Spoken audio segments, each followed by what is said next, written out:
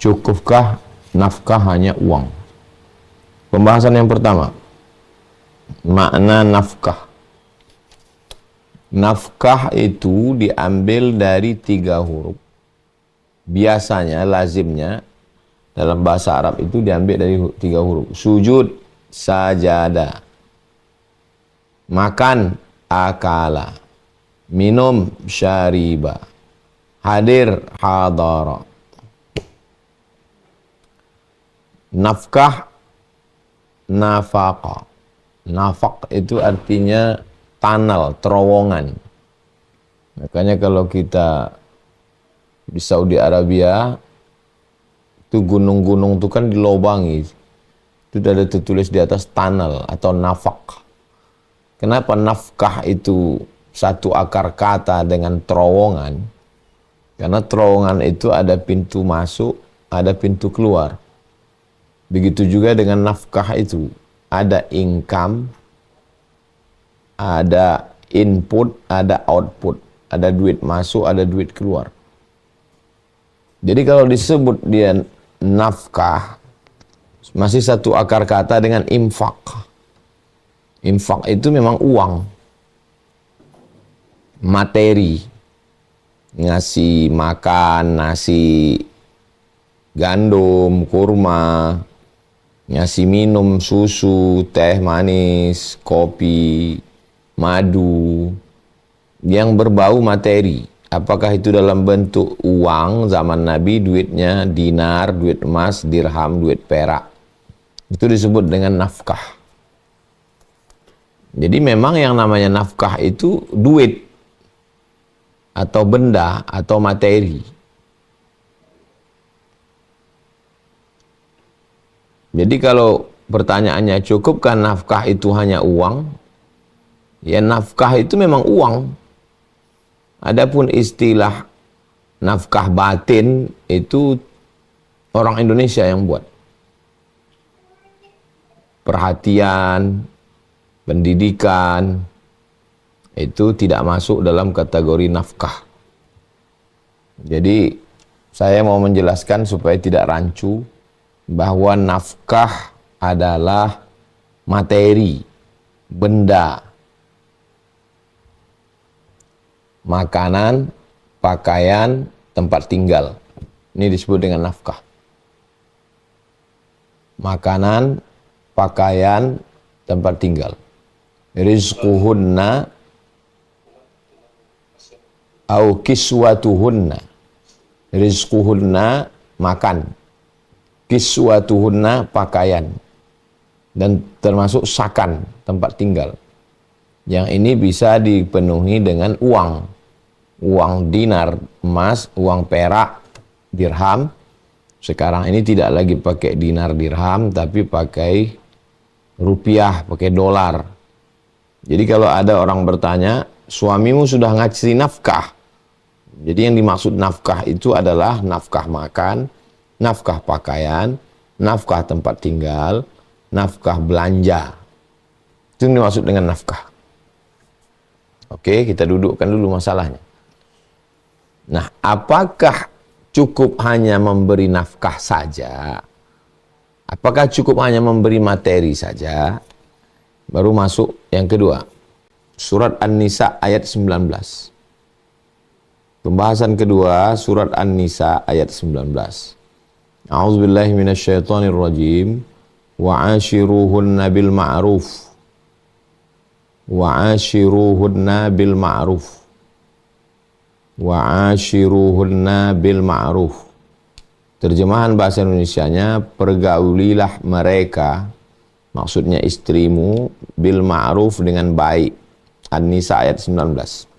Sekarang kita baca tafsirnya. Menurut Imam Ibnu Katsir, tafsir Ibnu Katsir populer karena tafsir Ibnu Katsir ini tafsir yang paling bersih, tidak ada Israiliyatnya. Tafsir Ibnu Katsir adalah tafsir bil ma'thur, yang tafsirnya itu penjelasannya ayat dijelaskan dengan ayat, ayat dijelaskan dengan hadis, ayat dijelaskan dengan pendapat sahabat, ayat dijelaskan dengan pendapat tabi'in. Jadi dia termasuk kategori tafsir bil ma'thur, tafsir yang penjelasannya itu berdasarkan dari asar atau peninggalan-peninggalan Rasulullah SAW, sahabat dan tabi'in. Apa makna wa anshiruhunna bil ma'ruf? Maknanya adalah thayyibu aqwalakum, ngomongnya baik. Jadi tidak ada terkait dengan duit, ngomongnya baik, tidak kasar, tidak keras. Ada ngomong lembut tapi kasar, nyelekit, menyinggung perasaan. Ada orang ngomongnya intonasi suaranya tinggi sehingga takut orang, emosional. Jadi makna thayyibu, suaranya tidak melengking, cukup sesuai kebutuhan telinga, dan omongannya baik, tidak sumpah serapah, tidak laknat, tidak kebun binatang.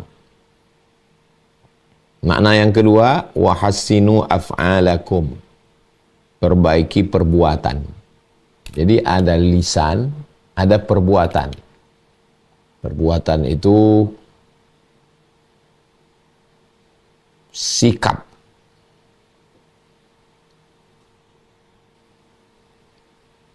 Af'al, perbuatan. Lalu kemudian maknanya yang ketiga, wahayatikum. Hayat adalah bagaimana bawaan, bentuk. Ada orang bentuknya itu petantang petenteng. Dari bentuknya aja kita udah nggak srek kita ini. Ngomong nggak nengok muka orang, lain yang disalam, lain yang dilihat, pandangan sinis, tangan masuk ke dalam kantong, muka. Itu hayat namanya. Jadi 3 yang mesti diperbaiki. Gestur, bahasa tubuh, body language. Yang pertama adalah omongan, yang kedua adalah tindakan, yang ketiga adalah gestur, bahasa tubuh. Ya, tapi saya kan tidak semampu kamu, bihasabi qudratikum. Makanya ujung ayatnya disebut dengan bil ma'ruf. Bil ma'ruf itu sesuai dengan kadar kemampuan kamu. La yukallifullahu nafsan illa wus'aha. Allah tidak membebani kita lebih dari kemampuan kita. Kama tuhibbu dzalika minha. Sebagaimana kamu suka 3 itu dari istrimu, kamu suka istrimu ngomong baik, kamu suka istrimu bersikap baik, kamu suka bentuk gestur tubuhnya baik, sebagaimana kamu mau seperti itu, maka kamu juga berbuat yang sama. Kalau ngomong dia kasar, nyinggung perasaan, kita nggak enak, maka begitu juga yang dia rasakan ketika kita melakukan perbuatan yang sama. Jangan singgung perasaannya, jangan usik-usik yang dia tidak suka. Walaupun kelihatannya bercanda, tapi kalau sering-sering menyakiti hati dan perasaannya. Dan itu hanya bisa dirasakan oleh orang yang sensitif, halus perasaan. Jadi kita ini pandai-pandai merasa, bukan merasa pandai. Pandai-pandai jaga perasaan, bukan merasa sudah pandai. Begitu yang diajarkan Islam. Faf'al anta biha mithlahu. Maka kamu melakukan perbuatan yang sama seperti yang engkau inginkan dari istrimu. Lakukanlah perbuatan yang sama seperti yang kau inginkan dari istrimu. Kalau kau ingin istrimu lembut, kau bersikap lembut. Kalau kau ingin istrimu itu gestur tubuhnya tidak petantang petenteng, kau juga melakukan perbuatan yang sama. Kalau kau ingin perbuatannya tidak mengecewakanmu, menyakiti hatimu, menyinggung keluargamu, ayahmu, ibumu, maka kamu juga mesti melakukan perbuatan yang sama. Oke, berikutnya hadis pembahasan yang ketiga. Fa'addabahunna, tentang mendidik anak. Nabi mengatakan fa'addabahunna, diambil dari kata adab. Adab itu diambil dari kata ma'dubah, artinya jamuan makan. Ini anak ini kurang beradab ini. Itu diambil dari kata jamuan makan. Apa hubungan adab dengan jamuan makan? Di depan jamuan makanlah keluar sifat asli orang. Kalau mau nengok orang, tengok di saat jamuan makan.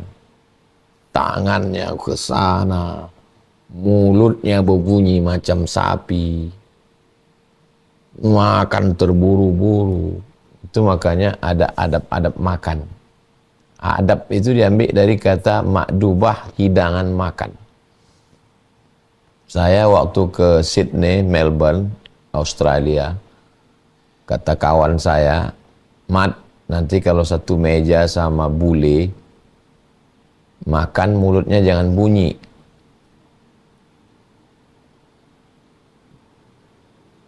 Bagus kawan saya ini menasihati saya supaya saya jangan malu. Saya tidak tersinggung karena itu saking dekatnya, saking akrabnya. Makan jangan bunyi. Kami dari kecil diajarkan, kalau bahasa Melayunya, kalau bahasa kampung kami, makan jangan mencopak. Mencopak itu. Dulu kalau makan berbunyi itu kata mak, sapi. Kalau makan jangan macam sapi. Makan itu jangan mencopak. Nah, jadi waktu kawan ngasih tahu begitu, dalam hati saya, ini nasihat waktu kami kecil dulu. Jadi ternyata bule-bule orang barat itu pun, kalau mau melihat bagaimana orang punya peradaban, lihat bagaimana meja makannya, lihat bagaimana cara makannya. Ada garpu kecil, ada garpu besar. Ada sendok kecil, ada sendok besar. Garpu kecil untuk ngambil buah. Garpu besar untuk menahan makanan waktu dipotong. Sendok kecil untuk dessert, untuk manisan. Sendok besar untuk makan. Saya perhatikan itu kalau di Malaysia, di Brunei. Saya perhatikan susunannya itu. Ada piring kecil, ada piring besar. Nah, di pondok pun saya ajarkan tuh ke santri. Ini lantai. Lantai ini ditutup dengan karpet. Setelah ditutup dengan karpet, kasih kain putih di atas. Setelah kasih kain putih, baru letakkan nasi. Baru dikeliling nasi ini, ikan, ayam, gulai, sayur, buah, cuci tangan. Baru lap sufrah atau tisu. Duduk. Nanti udah selesai makan, baru masuk teh manis sama kue. Begitu. Kalau orang Melayu, pongat pisang, pengat. Itu kolak. Nah, jadi memang di saat anak ini dididik fa'addabahunna, didik beradab dia. Karena orang primitif nggak tahu itu. Sekarang lagi viral video orang di Afrika mengambil monyet, dibakarnya monyet itu, berebut makan kepala monyet panas-panas. Ini cara melihat orang beradab waktu makan. Bagaimana adabnya. Makanya Islam ini mengajarkan adab makan. Mengambil ya ulam kul mimma yali. Ambillah yang dekat-dekat, jangan jauh-jauh. Pakai tangan kanan. Idza akala ahadukum falyakul biyamini. Samillah, sebut nama Allah. Berhenti sebelum kenyang. Lalu kemudian diajarkan banyak mengunyah. Ternyata mengunyah itu kalau banyak itu memberikan efek perut merasa kenyang. Kalau Kalau otak kita mengatakan kenyang, kita tak makan banyak. Sekarang banyak orang takut makan banyak. Beda sama kecil dulu, kita disuruh makan nasi. Habis makan lontong pun masih makan nasi. Makan mie pun pakai makan nasi. Tiba-tiba udah tua dilarang makan nasi. Itu kan membunuh itu. Maka saya bilang sama ustazah, anak kita ini, Sami ini tak usah kasih makan nasi. Karena tadi pagi dia makan buah terus. Bagus itu. Karena kalau dikasih dia makan nasi, nanti dia kena, udah besar, na'udzubillah, kena gula, kolesterol. Baru disuruh berhenti makan nasi. Kita ini berat berhenti makan nasi, ya karena dari kecil makan nasi. Tak boleh banyak makan ikan, takut cacingan. Padahal itu kan pesan Belanda itu. Bagus makan ikan. Nah, jadi fa'addabahunna, bagaimana anak ini, istri ini dididik dengan adab. Kita, saya lah lama hidup banyak dirasa, jauh berjalan banyak ditengok. Saya kalau udah tertawan karena adab orang, memang susah kita untuk membalasnya. Kalau orang kasar sama kita, enak kita membalasnya. Kita bisa lebih kasar. Kalau ada orang cakapnya tinggi, enak kita membalasnya. Suara kita bisa lebih melengking. Tapi kalau udah ketemu sama orang beradab, susah kita membalasnya karena kita belum tentu bisa lebih beradab dari dia. Itulah yang saya rasakan.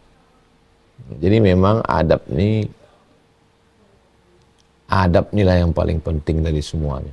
Bagaimana kita bisa beradab dengan anak, dengan istri. Sekarang ini adab ini sudah tak ada lagi.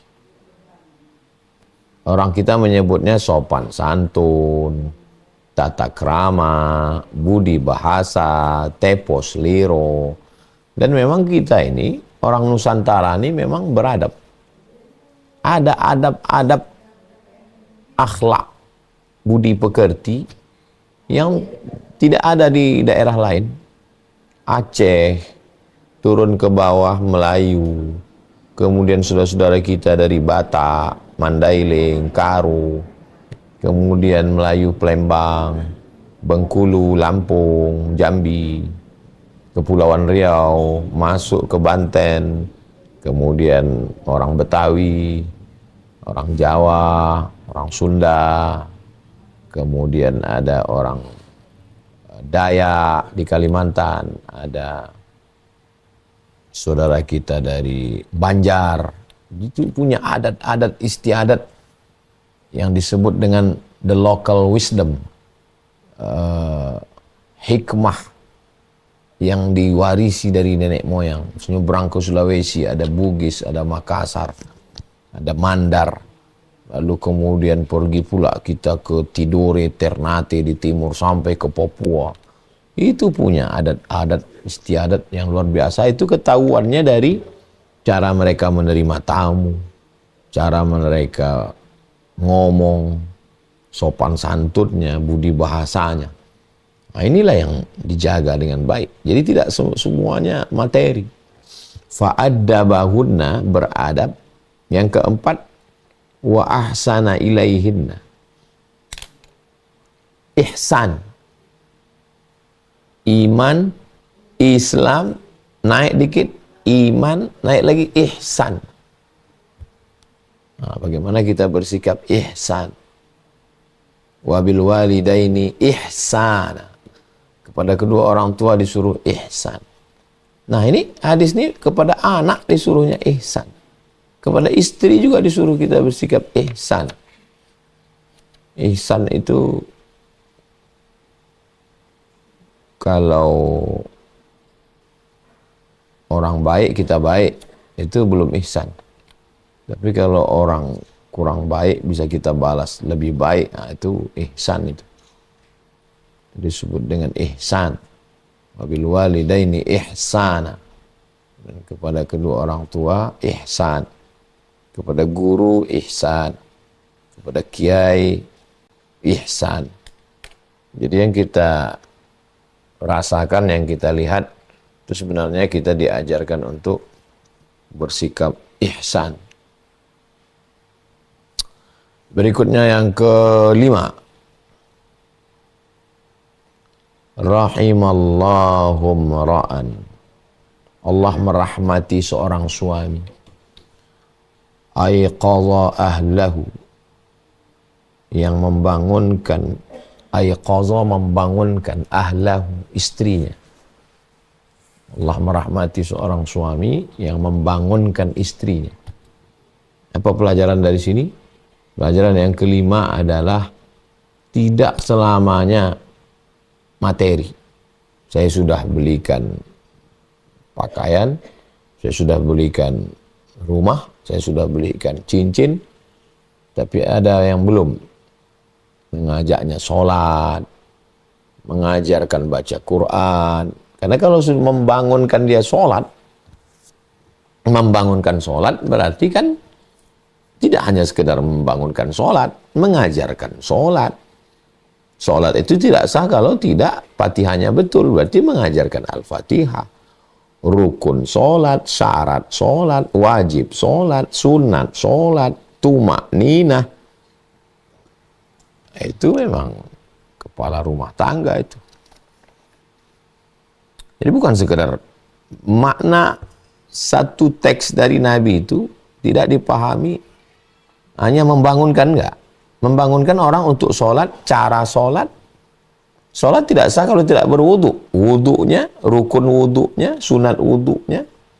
Wudu enggak bisa, tayamum bagaimana? Kemudian rukun sholat yang 13 menurut mazhab Syafi'i yang membatalkan sholat. Sholat tidak sah kalau tidak baca Al-Fatihah. Kalau gitu ngajarkan Al-Fatihah. Baca Fatihah ada idghamnya, ada gunnahnya. Oh, saya nggak sanggup Pak Ustaz, saya sibuk. Datangkan guru ngaji. Bawa anak ke tempat ngaji. Atau guru ngajinya datangkan ke rumah. Nah itu. Jadi bukan hanya sekedar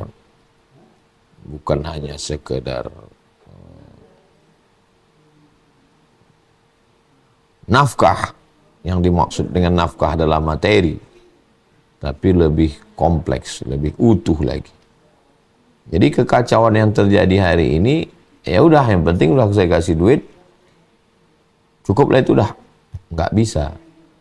Karena manusia ini terdiri dari dua unsur. Satu unsur fisik, badan, zohir. Ada lagi yang bersifat batin. Yang batin ini, yang zohir ya dikasih zohir. Misalnya haus. Haus ini kan zohir. Ya dikasih zohir, kasih minum. Lapar. Lapar ini juga zohir. Makanya dikasih nasi. Nasi itu zohir. Kelihatan. Materi, benda. Tapi ada yang tidak sifatnya zohir. Sabar. Ridho. Qanaah. Lemah lembut, sopan santun, budi bahasa, itu tidak zohir. Itu adalah sesuatu yang sifatnya batin, spiritual. Nah, maka istri juga mesti diajarkan demikian. Anak dan istri. Tentu saja timbal balik. Tidak hanya suami saja, tapi juga balik. Istri juga kepada suami. Karena hubungan ini al-mu'minun, laki-laki, wal-mu'minat, perempuan. Ba'duhum awliya'u ba'd. Mereka saling tolong-menolong. Ya kalau kita lagi capek, lagi lelah, lagi emosi, ya kita tenangkan diri kita. Saya juga manusia. Saya tenangkan diri saya. Mungkin saya menghindar dulu, karena saya takut. Karena kalau kita sudah emosional, terjadilah apa yang terjadi, memperbaikinya susah.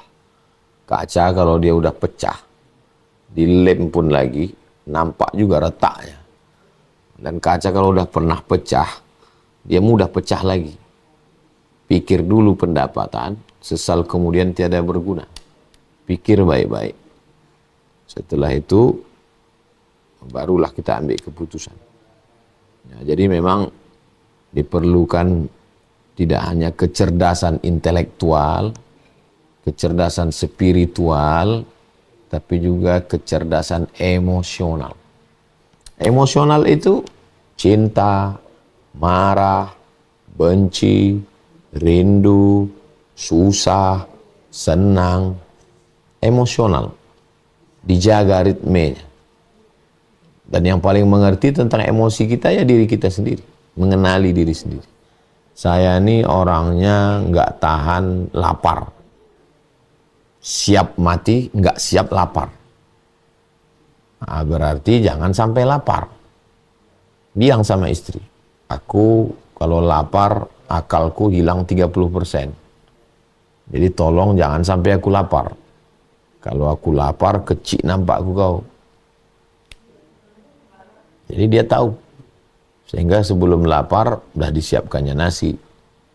Dan disiapkannya. Si istri pun ngomong juga, aku nggak bisa.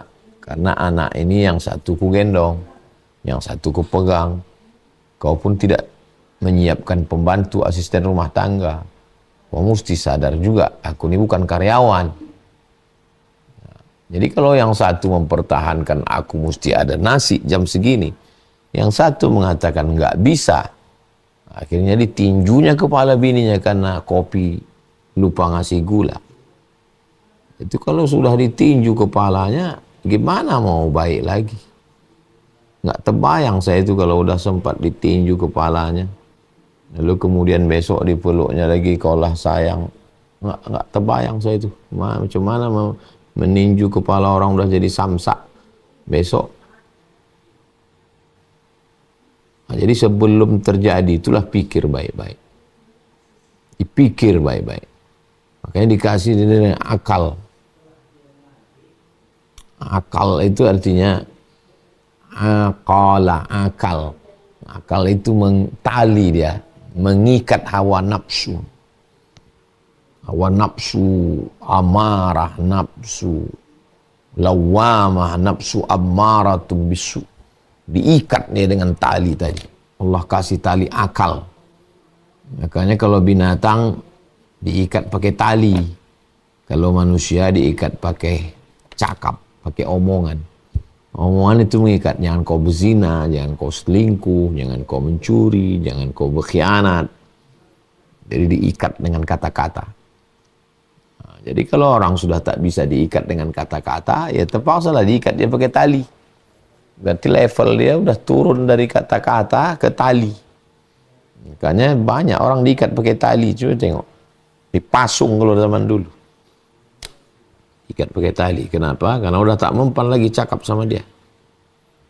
Nah ini. Nah, jadi tidak hanya... Tapi jangan juga dibalik. Yang penting lembut, sopan, nggak ngasih belanja. Itu nggak bisa juga. Mengamuk juga orang kalau nggak dikasih belanja. Kasih makan, kasih pakaian, kasih tempat tinggal, kasih duit.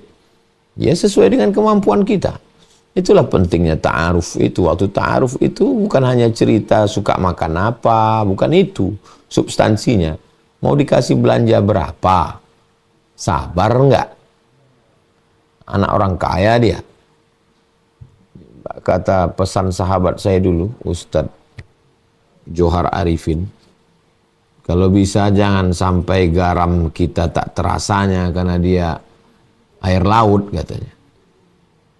Air laut itu kan kalau kita kasih garam nggak terasanya garam kita. Apa maksudnya? Iya kan dia anak orang kaya. Belanjanya dikasih orang tuanya 10 juta. Lalu kisah ngasih 1 juta kan nggak terasanya. Itu dari awal udah dibicarakan. Aku ini tidak sekaya bapakmu. Kemampuanku cuma ngasih 1 juta. Karena gajiku 2 juta. Aku 1 juta. Dia 1 juta. Nah, jadi dia faham duluan. Nggak bisa kita paksa dia susah. Kau mesti susah macam aku. Ya nggak bisa. Siapa mau susah? Yang bisa itu adalah memahamkan orang lain. Nggak bisa menyatukan dua orang. Orang yang berbeda mau disatukan nggak bisa. Yang bisa itu adalah memahamkan orang. Untuk bisa bersatu. Tentu ya ada kurang lebihnya. Ini lebih, ini kurang, ini sedang, ini kecil. Kenapa dibuat ada lebih kurang itu? Ya supaya dia bisa bersama. Bisa bersama itu kan ada lebih kurang. Kalau berlebih semua nggak bisa bersama. Dia bisa bersama-sama ini kan ada lebih kurang. Ada yang lebih, ada yang kurang. Maka bisa bersama. Makanya ya kami ini ada kurang lebihnya Pak Ustadz. Iyalah ada yang lebih, ada yang kurang. Yang kurang melengkapi yang lebih melengkapi yang kurang. Baru dia bisa bersama.